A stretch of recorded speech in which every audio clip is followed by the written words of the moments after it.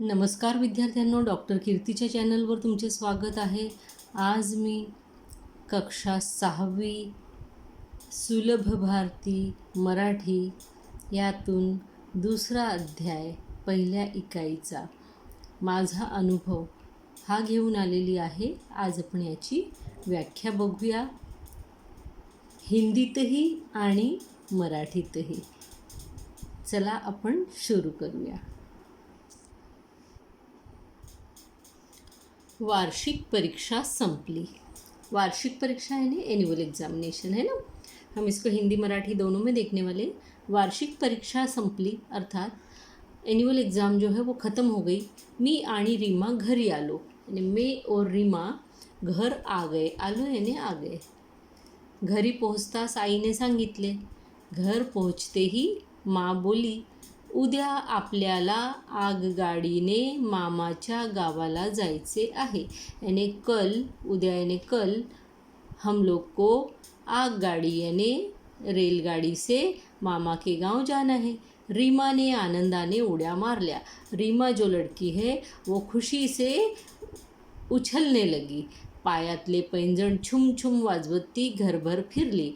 पायातले पैंजण यानी पायजेब है ना, पैर में पहनी हुई जो पायजेब है वो छुम छुम बजाती हुई पूरे घर में घूमने लगी. मामाच्या गावाला जाण्यासाठी आम्ही सकाळी निघालो. बोलते मामा के गांव जाने के लिए हम सुबह निकले. आगगाडीत बसलो यानी रेल में बैठे. आगगाडी झुकझुक करत चालली होती. यानी जो रेलवे है, रेल जो है वो झुकझुक करती हुई चल रही थी. खिड़कीत बसलेल्या रीमाचे केस भुरभुर उड़त होते. रीमा जो है खिड़की के पास बैठी हुई थी. उसके बाल कैसे उड़ रहे थे? भुरभुर. खिड़कीतून येणाऱ्या उन्हामुळे तिचे डोळे लुकलुकत होते. यानी खिड़की में से आने वाली ऊन यानी धूप के कारण, मुळे यानी कारण, धूप के कारण उसकी आंखें, डोळे यानी आंखें लुकलुकत होते. यानी आंखें चमचमा रही थी, है ना, आंखें बंद चालू होती ना लुकलुकाती वैसी. तिचा चेहरा प्रसन्न दिसत होता. उसका जो चेहरा है वो बहुत प्रसन्न यानी खुश दिखाई दे रहा था. बच्चे जब ट्रेन में बैठते हैं तो वो वैसे ही खुश होते हैं ना. ऊपर से जो दृश्य दिखते रहते हैं खिड़की में से बैठने का, वो ज़्यादा खुश हो जाते. फिर मामा के घर भी जाना है. आई वाचत असलेल्या पुस्तकाची पाने हवेत फडफडत होती. उसकी मम्मी किताब पढ़ रही थी और उस किताब के पाने मतलब उसके पेज हवे से फडफड उड़ रहे थे. ती वाचनात तल्लीन झाली होती. वो पढ़ने में मग्न हो गई थी. मी खिड़कीतून बाहेर पाहू लागलो. अब यहाँ पे वो लड़का बोलता है कि मैं खिड़की में से बाहर देखने लगा.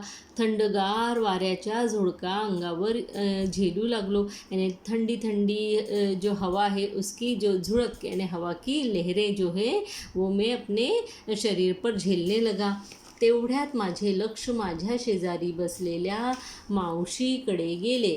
तभी मेरा ध्यान मेरे बाजू में बैठी हुई, बगल में, शेजारी यानी बगल में बैठी हुई मौसी के तरफ गया. मौसी मतलब कोई भी लेडीज़ बैठी है उनको मावशी बोला है ना. मराठी में किसी को भी ऐसे मावशी, काकू ऐसे बोला जाता है, ठीक है. तर त्यांच्या मांडीवर बसलेले छोटेसे बाळ माझ्याकडे पाहून खुदकन हंसले. उनकी गोदी में एक छोटा सा बच्चा बैठा हुआ था. बाळ यानी छोटा बच्चा. वो इसको, लड़के को देख के एकदम खुदकन यानी बहुत अच्छे से हंसा, खुदा के हंसा. मी बाळाला मांडीवर घेतले. अब इसने बच्चे को मांग लिया और अपनी गोदी में बिठा लिया. ते खिड़कीतून पळणारी झाडे टुकू पाहू लागले. यानी वो जो छोटा सा बच्चा था टकटकी लगाकर खिड़की में से भागने वाली जो झाड़ दिख रहे थे ट्रेन में से, वो देखने लगा है ना. ट्रेन ऐसा लगता है, ट्रेन के खिड़की में से हम देखते तो हमें लगता है जो पेड़ है वो भागते जा रहे हैं ना. स्टेशन पाहता पाहता ते गाढ झोपले. यानी देखते ही देखते वो बच्चा जो है एकदम गहरी नींद में खो गया. गाढ यानी गहरी. स्टेशनवर बैलगाड़ी घेऊन मामा आला होता. अब स्टेशन पे जो है बैलगाड़ी से मामा आया था सबको लेने के लिए. रीमा ने पढ़त पढ़त मामाला गाठले. यानी रीमा भागते भागते मामा के पास पहुंच गई है ना. गाठले मतलब मामा के पास में पहुंच गई. आम्ही बैलगाडीत बसलो. हम बैलगाड़ी में बैठे बैलांच्या गळ्यातील घुंगूर माळा खुळखुळ वाजत होत्या।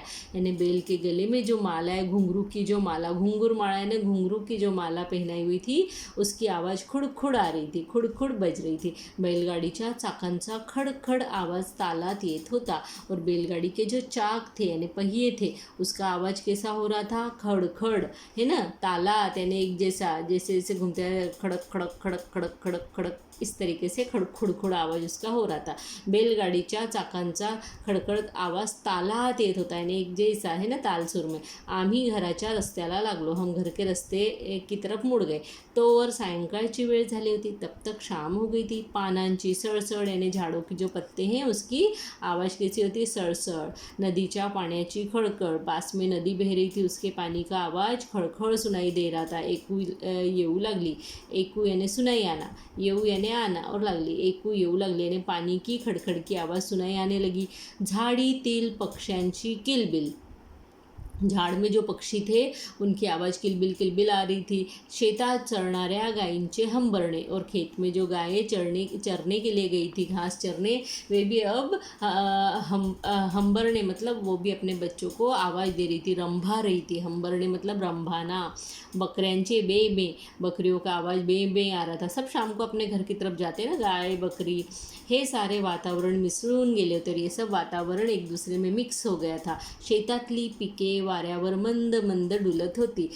खेत में जो फसल लगी हुई थी, पिके यानी फसल, वो हवा के ऊपर मंद मंद डोल रही थी। मन आनंदाने थुई थुई नाचत होते, और जो बच्चों का मन है वो आनंद से, खुशी से जो है थुई थुई यानी उचक रहा था, है ना, नाच रहा था। घरी येताच तोंडभर हसून मामीने आमचे स्वागत केले, यानी घर आते से ही मामी ने खूब अच्छे हंसते हुए स्वागत किया।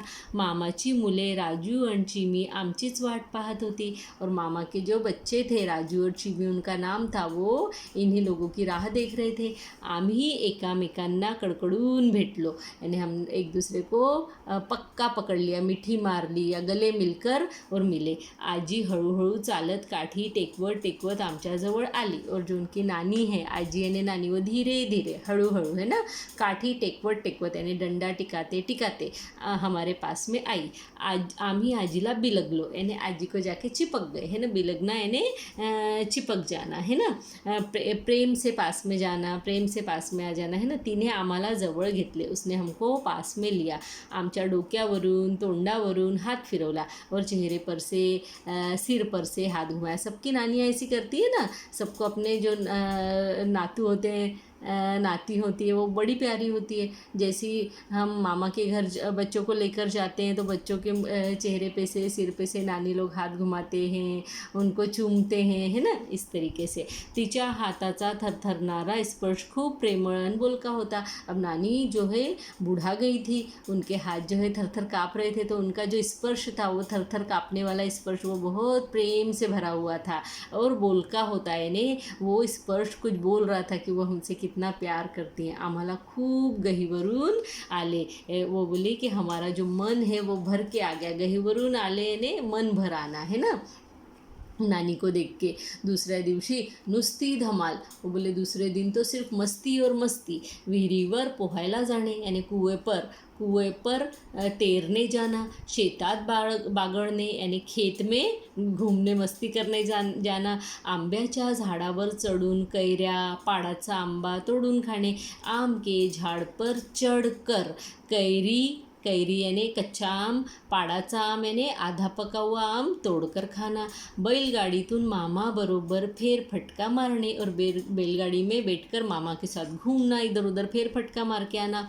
आज शेतावर तर उद्या आमराईत यानी आज कहाँ घूमना, कभी खेत पर, आज खेत में तो कल आमराई, जहाँ आम के बहुत सारे पेड़ होते हैं, आम के बगीचे को आमराई बोला जाता है ना। मामा बरोबर फिरायला जाणे यानी ऐसी जगह फिर घूमने जाते थे, फिरायला जाणे यानी घूमने जाना, रोज़ मजा। वो बोले रोज़ मजा ही मजा होती थी। आमची सुट्टी कधी संपली ते आम्हाला समजलेच नाही, यानी कब छुट्टी खत्म हो गई पता ही नहीं पड़ा, समझ में नहीं आया। ते आम्ही परत गावी आलो और फिर हम लोग फिर से अपने गाँव आ गए। अब यहाँ पे शब्दार्थ देखिए, लुकलुकने यानी चमकने यानी आंखें चमकना, है ना, धूप के कारण। तल्लीन होणे यानी दंग होणे, गुंग होणे यानी मग्न हो जाना। कड़कड़ून भेटणे यानी प्रेमाने मिठी मारणे यानी प्रेम से गले मिलना। उसके बाद में है बिलगणे। बिलगणे मतलब प्रेमाने जवळ घेणे यानी प्यार से पास में लेना। गहीवरून येणे यानी मन भरून येणे मतलब मन भराना। धमाल यानी मजा। और पाडाचा आंबा यानी अर्धवट पिकलेला आंबा है ना, यानी आधा पका हुआ आम। और आमराई यानी आंब्यांच्या झाडाची बागे, मतलब आम के झाड़ के बाग, बगीचे। ठीक है, तो विद्यार्थियों अब आपको ये लेसन खूब अच्छे से समझ में आ गया होगा, माझा अनुभव। अगर इसमें कुछ भी समझ में नहीं आया हो तो आप मुझे कमेंट बॉक्स में लिखकर और पूछ सकते हैं। तो मज़ा आई ना आपको भी मामा के गाँव जाकर? इसमें कैसा रहा आपका अनुभव? अच्छा रहा ना? आप कमेंट बॉक्स में कमेंट करके मुझे बताइए। मेरे इस चैनल को लाइक कीजिए, सब्सक्राइब कीजिए और हो सके तो अपने फ्रेंड्स के साथ में शेयर भी कीजिए। धन्यवाद, नमस्ते।